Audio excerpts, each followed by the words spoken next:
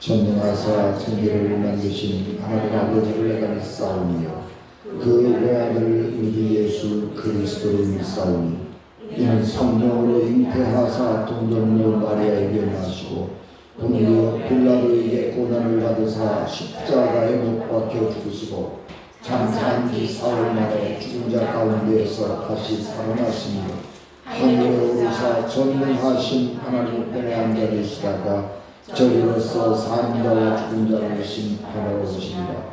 성령을 믿사오며 거룩한 공회와 성도가 서로 교통하는 것과 죄를 사하여 주시는 것과 몸이 다시 사는 것과 영원히 사는 것을 믿사오나이다. 아멘.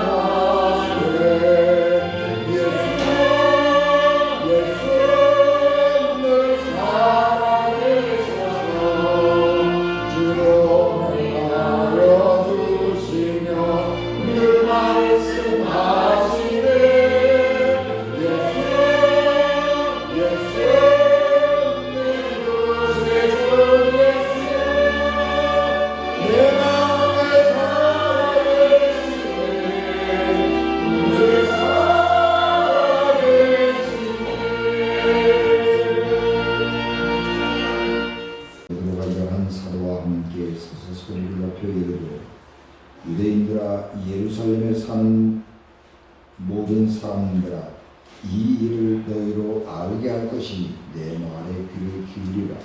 때가 제3시니 너희 생각과 같이 이 사람들이 취한 것이 아니라 이는 곧 선지자 요엘을 통하여 말씀하신 것을 일렀으되 하나님이 말씀하시기를 말세에 내가 내 영을 모든 육체에 부어주리니 너희의 자녀들은 예언할 것이요 너희의 젊은이들은 환상을 보고 너희의 늙은이들은 꿈을 꾸리라. 그때에 내가 내 영을 내 남종과 유종들에게 부어주리니 그들이 예언할 것이요 또 내가 위로 하늘에서는 기사를 아래로 땅에서는 징조를 베풀리니 곧 피와 불과 연기로다. 주의 크고 영화로운 날이 이르기 전에 해가 변하여 어두워지고 달이 변하여 피가 되리라. 누구든지 주의 이름을 부르는 자는 구원을 얻으리라 하였느니라. 아멘. 기도하겠습니다. 은혜가 충만하신 아버지 하나님, 저희들을 위해 하나님의 은혜와 사랑과 능력을 충만하게 하시고 들을 귀를 더하여 주시고 마음을 열어 하나님의 말씀 앞에 겸손하게 하옵소서. 우리 주님 예수 그리스도 이름으로 기도하옵나이다. 아멘. 우리 한국 사회의 종교 지형이 지금 달라지고 있습니다. 2025년 우리 종교인식조사에 따르면 성인 인구 가운데 51%는 믿는 종교가 없다, 그렇게 대답했습니다. 그리고 종교를 가지고 있는 사람들은 개신교 20%, 불교 16%, 천주교 11% 이렇게 나왔습니다. 그러나 앞으로의 세계가 어떻게 변할 것이냐 그러고 보면 무종교인들의 비율이 점점 늘어날 것이고 앞으로 10년 후에 한국 사회는 무종교의 사회가 될 가능성도 있다, 그렇게 보는 것입니다. 왜냐 그러면 지금 18세에서 29세 연령대에서 무종교 비율이 72%에 해당합니다. 그리고 개신교 신앙을 보유하고 있는 비율이 13%이죠. 그러니까 앞으로 우리가 10년, 20년 이런 정도 시간을 지나서 지금의 20대가 이 사회에 중추가 될 때 우리 교회는 지금보다 훨씬 더 많이 약해져 있으리라고 생각합니다. 다시 말해서 교회는 저출산, 젊은 층의 종교율 저하, 그리고 성도의 고령화 이런 것들이 동시에 진행되면서 우리 한국교회의 지형이 급격하게 변해가고 있는 것을 보게 됩니다. 그런데 더더욱 우려스럽고 염려스러운 것은 일부 종교인들이 신뢰를 떨어뜨리는 언행을 계속하고 있다는 것입니다. 광화문에서 진행되는 보수 집회를 보면 옛날에는 성교기하고 태극기가 이렇게 나왔는데 최근에는 이스라엘기까지 등장을 하게 됩니다. 그래서 이스라엘 그러면 지금 세계의 가장 호전적인 나라잖아요. 미국하고 더불어서 가장 호전적인 나라, 전쟁 광이라고 할 만큼 네타냐후 총리가 그렇게 전쟁을 하고 있어서 세계에 립상이 되어 있는데 그런 집회에 이스라엘기가 등장한다라고 하는 것은 도대체 기독교인들은 무슨 생각을 하고 사는 거야? 뭐 그런 의구심을 들게 할 수밖에 없는 것이고, 최근에 그 집회를 인도하고 있는 목사님이 내가 이 자리를 떠나면 대한민국은 망합니다 그렇게 얘기를 한다고요. 근데 누가 그 사람 말을 믿냐고요? 광화문에서 그 태극기 집회가 안 열리면 나라가 망할까요? 그런데 자기는 그렇게 믿고 있는 거예요. 미국에서도 그런 일이 일어나는데 트럼프 사진 한번 띄워주시죠. 최근에 트럼프가 이런 사진을 올렸다가 말썽이 나니까 바로 내려버렸습니다. 이 트럼프 사진을 이렇게 보면 무슨 생각이 나느냐 그러면 트럼프가 예수님 등장을 했구나 그런 생각을 하는 것입니다. 지금 이 사진은 가만히 보면 주변의 모든 것들이 다 미국을 상징하고 있는 것들이에요. 그러니까 성조기가 있고 독수리가 있고, 독수리 문양은 미국을 상징하는 문양이죠. 그리고 그 주변을 둘러싸고 있는 백인들, 이 컬러가 없어요. 다 백인들이에요.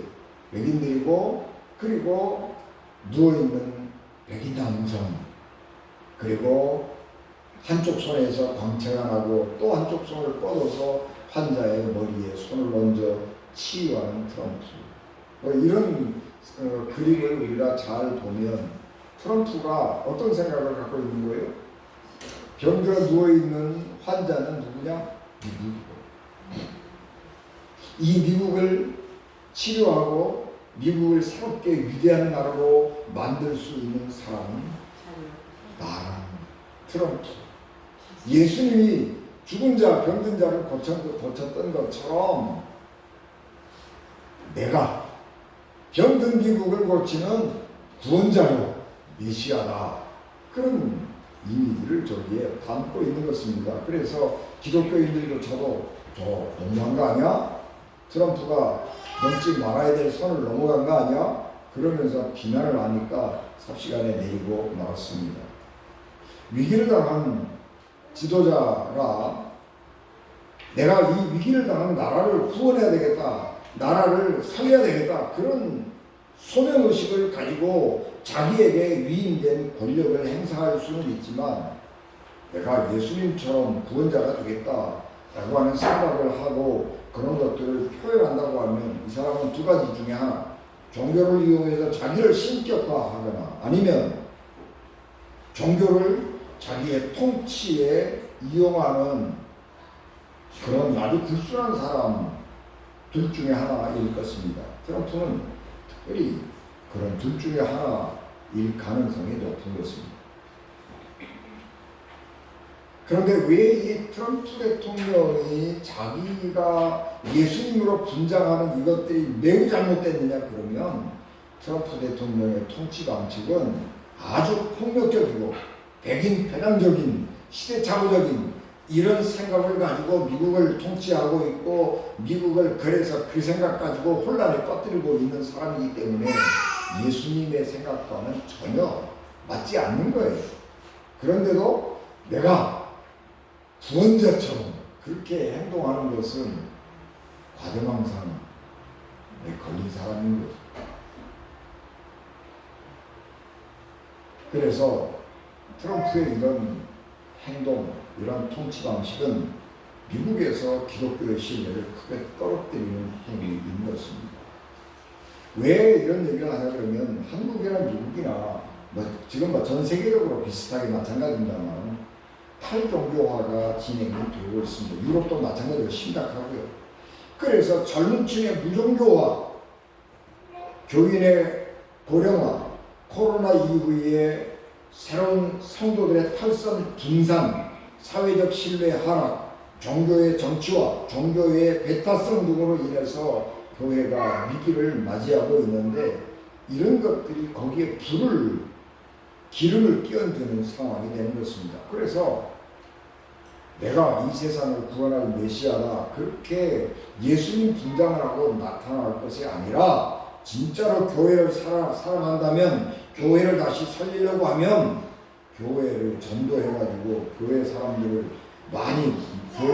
모아서 교회를 규모를 크게 해야 되겠다 그런 게 아니고 복음 안에서 예수님을 닮은 모습으로 더 분명하게 변해가야 하는 것입니다. 교회가 그리스도인들이 예수 그리스도를 닮은 모습으로 더 많이 변해가야 돼요. 사람들이 많이 모이는 거 중요하지 않아요. 사람들이 많이 모였기 때문에 사람들이 그 조직이 신뢰할 만한 조직이다 그렇게 믿지 않아요. 말을 많이 하기보다는 복음에 합당한 행동으로 민중의 지지를 받아야 하는 것입니다.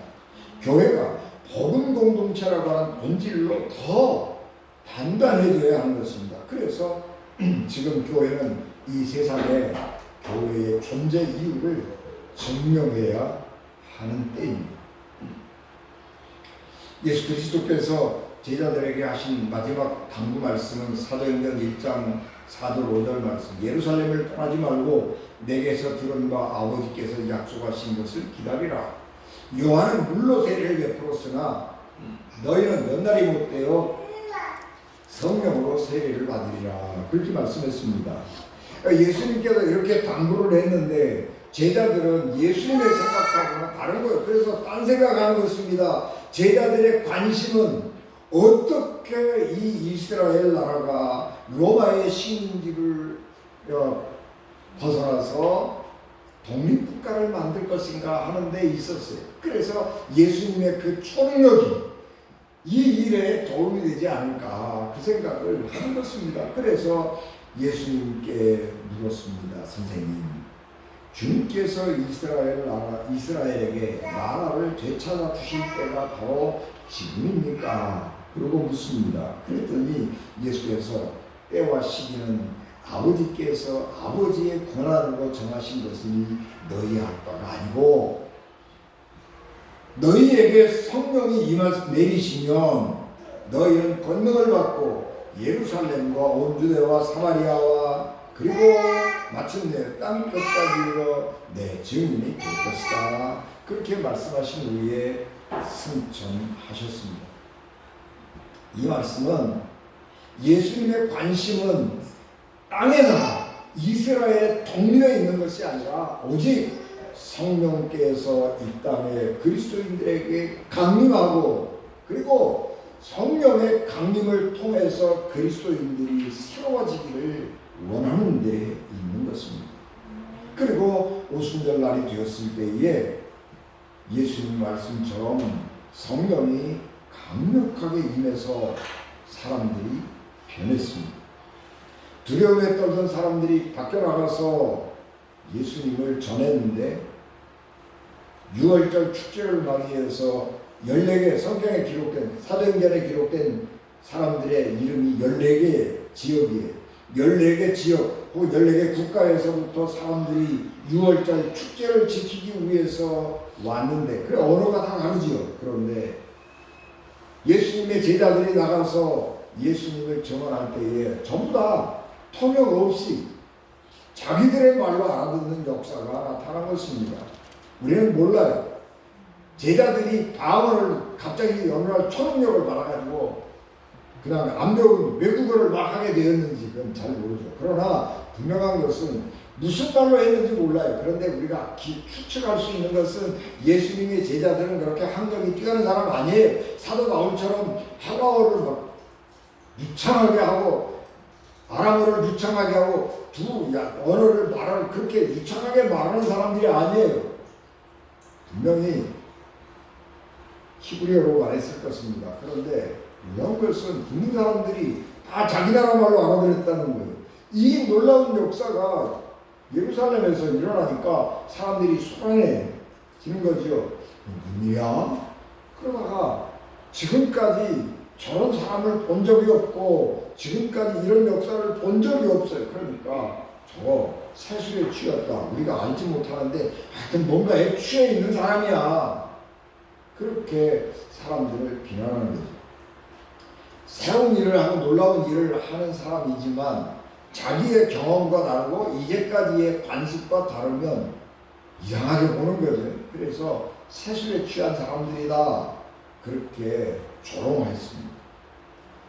그래서 사람들이 그렇게 오해하고 사람들이 조롱을 하니까 베드로가 해명할 필요를 느끼게 된 것입니다. 그래서 사도 베드로가 자기들에게 일어난 일을 해명하는 것입니다. 지금이 아침 9시인데 3시 그러면 로마 시간으로 3시 그러면 우리 시간으로 9시. 왜냐하면 0시가 6시거든요. 그런데 3시면 9시거든요. 그래서 아침 9시인데 이 아침 9시 이 아침 시간부터 술 마시고 취할 사람이 어디에 있겠느냐. 우리는 술에 취한 사람이 아니고 성령에 취한 사람이다. 그런데 이 성령은 어디에서 임한 것이냐 그러면 요엘 선지자의 예언을 우리가 돌아가서 다시 한번 보자. 요엘 선지가 희망이 없는 이스라엘 나라에게 이렇게 예언하면서 하나님께서 이스라엘 나라를 아주 그 경제적으로 풍성한 나라가 되게 해줄 것이고 개개인의 마음속에는 하나님께서 성령을 주실 것인데 성령을 받은 모든 사람들이 다 변한다.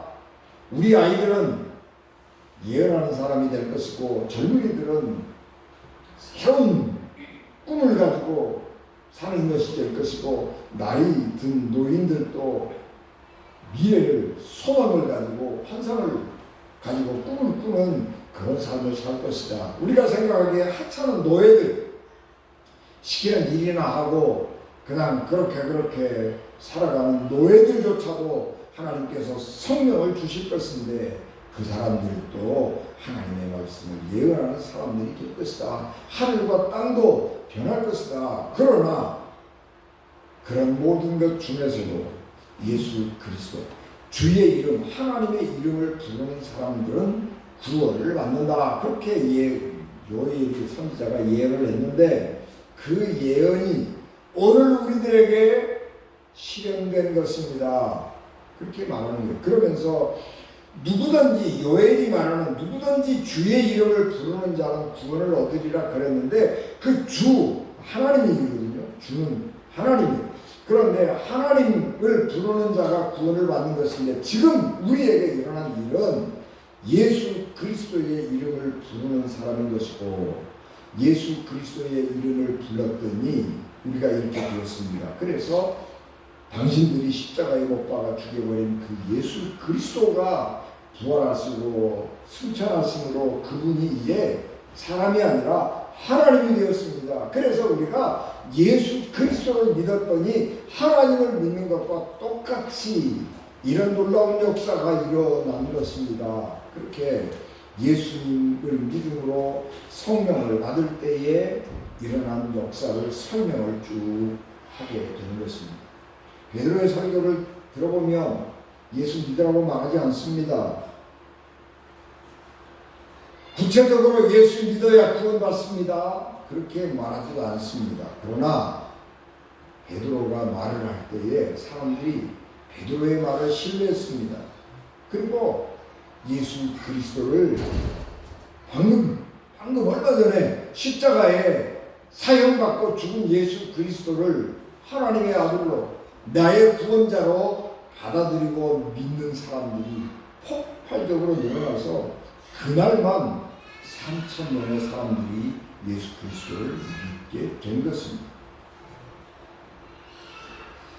성령을 받고 하나님의 생명을 얻은 하나님의 자녀들은 이 세상에서 더 좋은 것을 얻고 더 많은 것을 얻고 세상이 주는 기쁨을 향유하고 살기를 바라는데 그런 우리 보통 사람들이 가지고 있는 그런 생각을 성령을 받은 사람들이 다 깨버리는 거예요.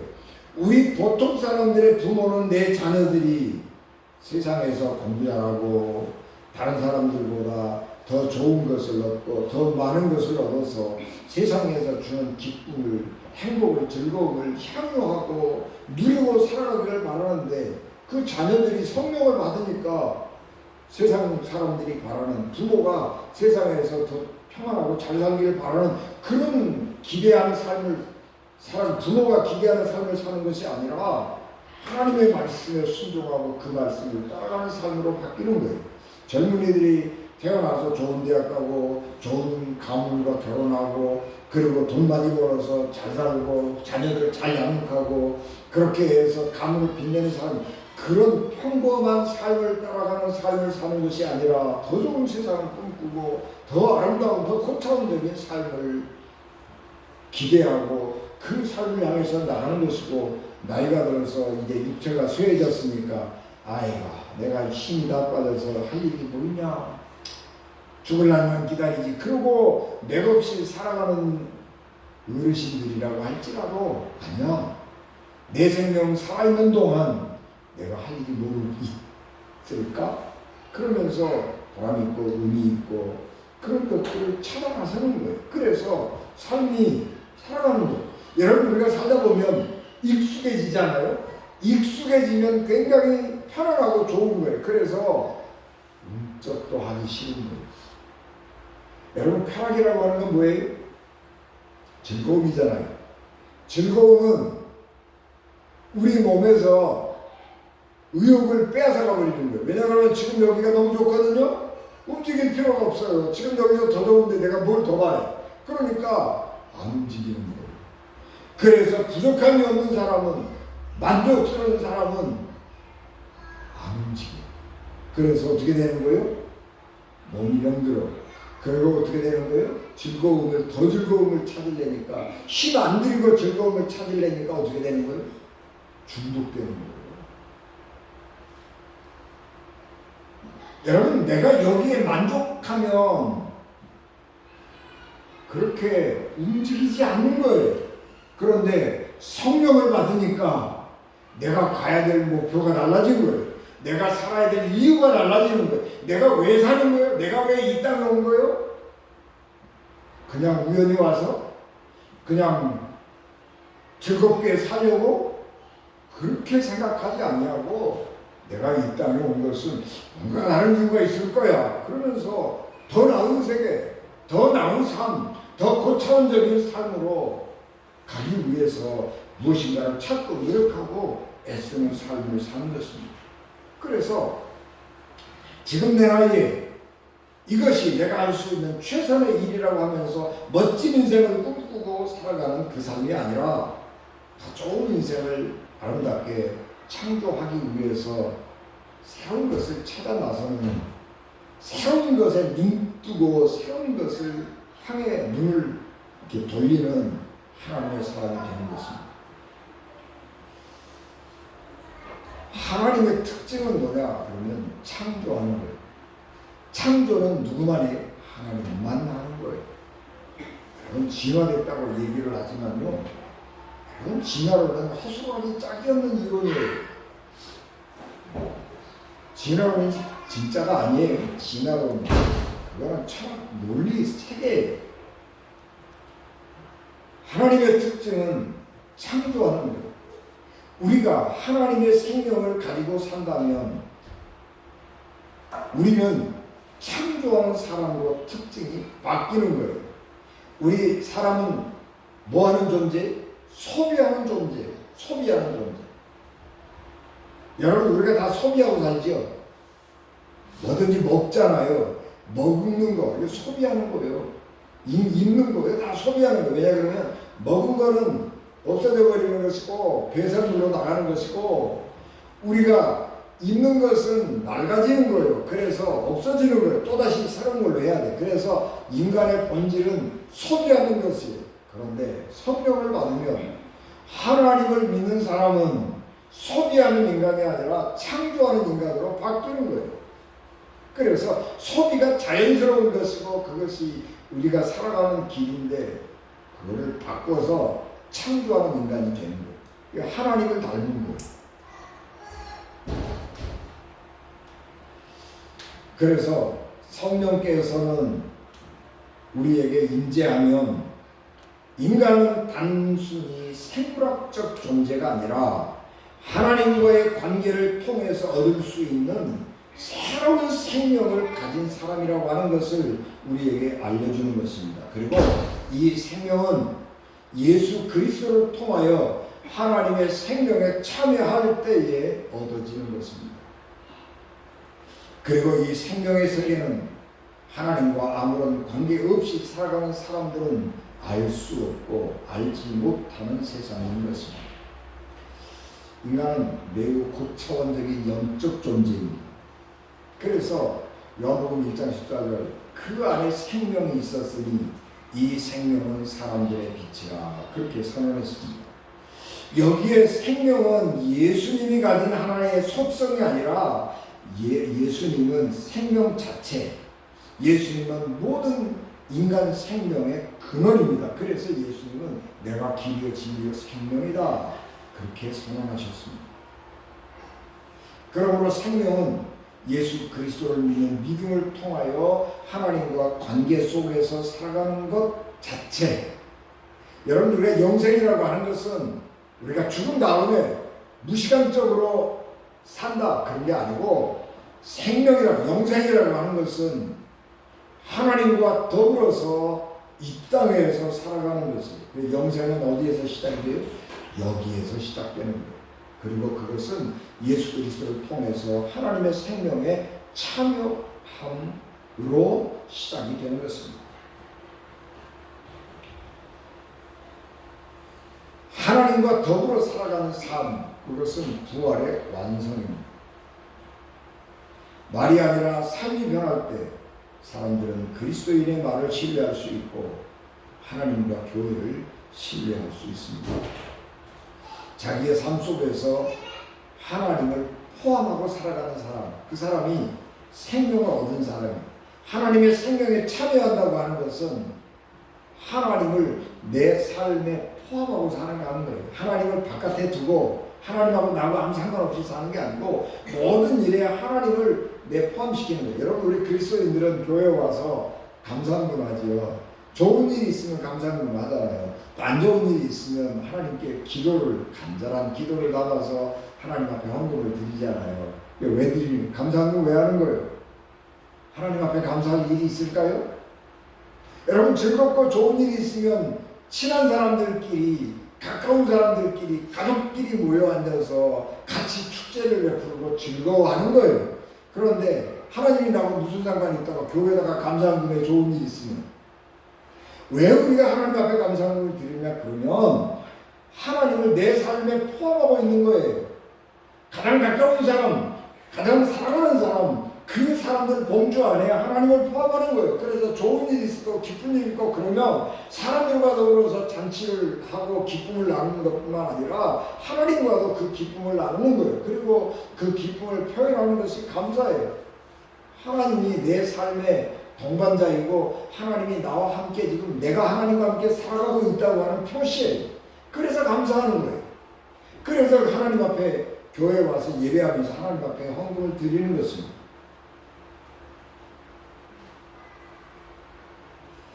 그래서 다른 사람들과 더불어 살아가는 삶뿐만 아니라 하나님과 더불어서 살아가는 삶을 사는 것인데, 여러분, 우리가 잘 이게 얼핏 보면 잘 모른다는 말이에요. 그러나 자세하게 들여다보면 하나님을 내 삶에 이렇게 포괄하고 살아가는 삶하고 하나님하고 관계없이 살아가는 사람들의 삶을 이렇게 비교를 한번 해보시라고요.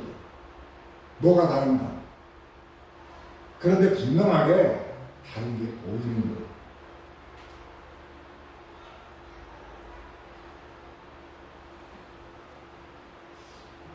그리스도인들은 세상 사람들이 엄두를 내지 못하는 11조를 간덩어리도 크게 하나님께 드리는 거예요. 기부금 명수증을 떼갖고 가면 사람들이, 와, 너 교회에다가 이렇게 많이 바쳤냐? 놀래는 거예요. 그 돈 모아놨으면 얼마나 더 부자 됐겠어요. 내가 1년에 300만 원씩 교회를 헌금을 했어봐요. 10년이면 3천만 원이고요. 30년이면 1억을 모았네. 그 아까운 돈을 바친다고요? 그런데 하나님을 내 가족으로 모시고 사는 사람은 그렇게 생각 안 해요. 우리나라에 와서 영성에 대한 강의를 한 사람인데, 데니얼 월포트라고 하는 사람인데, 이분이 기독교 정통과 영성기도라고 하는 책을 썼어요. 이 책은 기독교 전통에 나타난 12가지의 영적 기도에 관해서 기술하고 있는 책인데, 영어 책 제목은 Creating a Life with God. 이 말은 하나님과 함께 삶을 창조하기, 뭐 이런 정도로 우리가 번역할 수 있겠죠.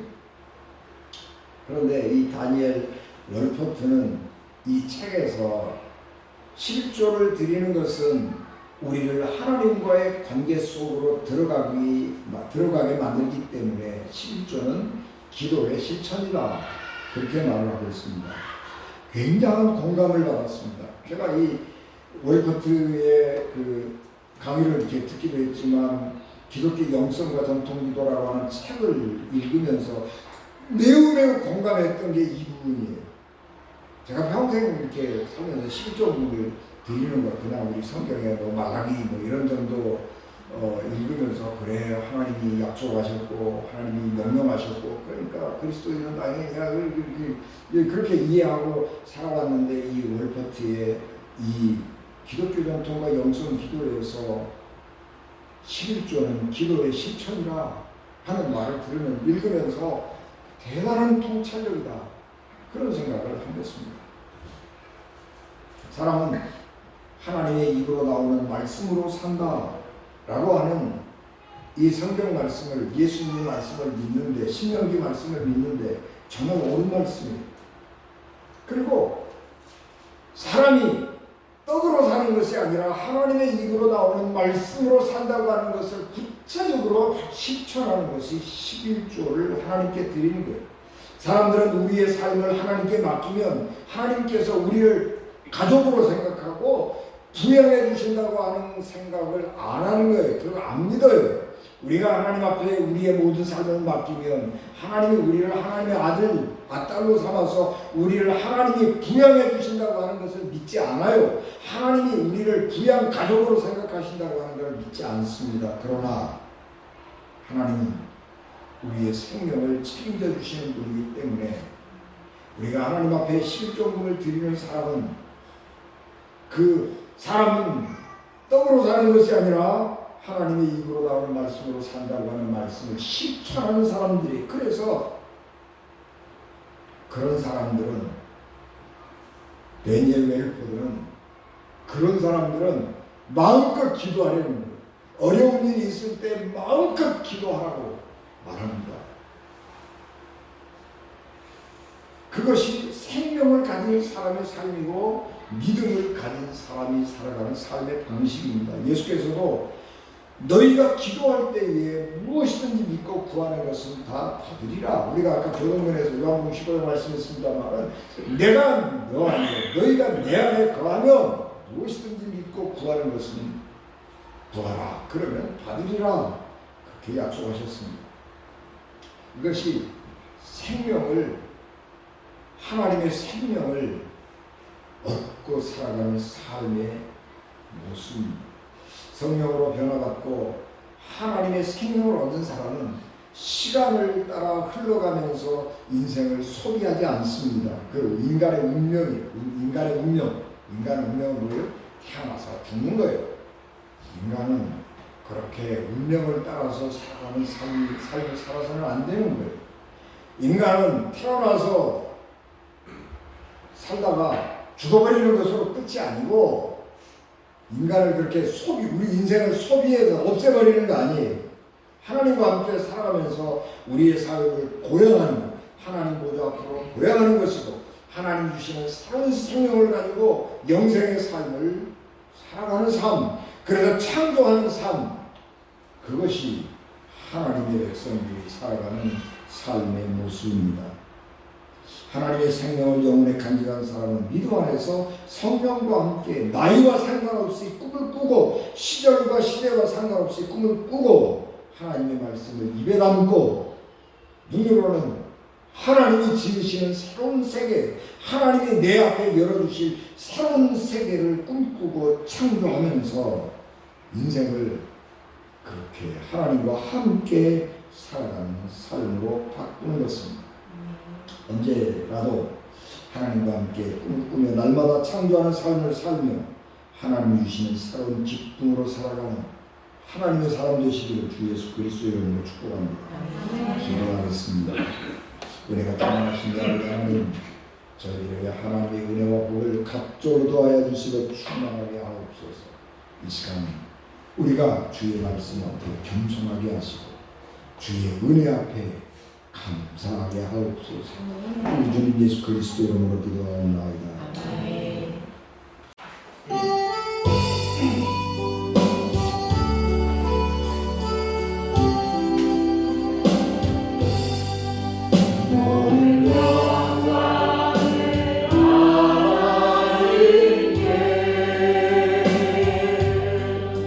모든 영광을 하나님께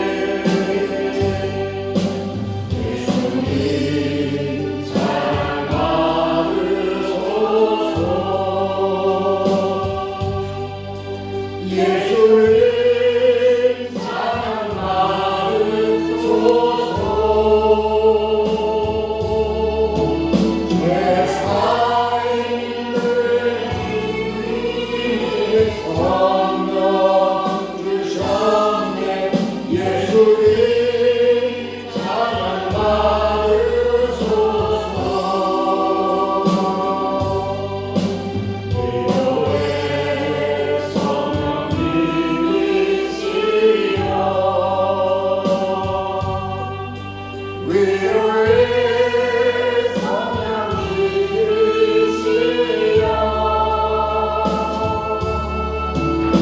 우리 안에 계셔서는 인도하시네 위로의